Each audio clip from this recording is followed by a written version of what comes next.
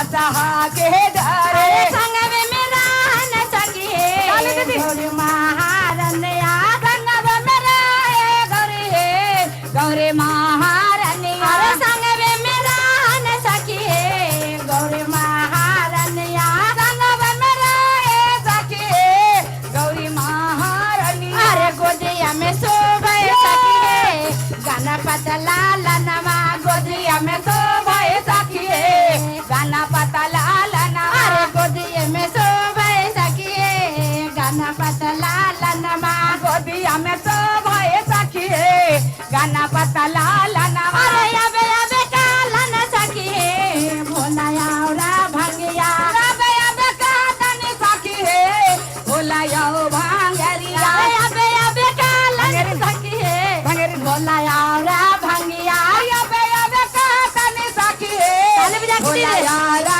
भंगिया अरे धक्का धक्का करत करे जा बसहा के डारे धक्का धक्का करत करे जा बसहा के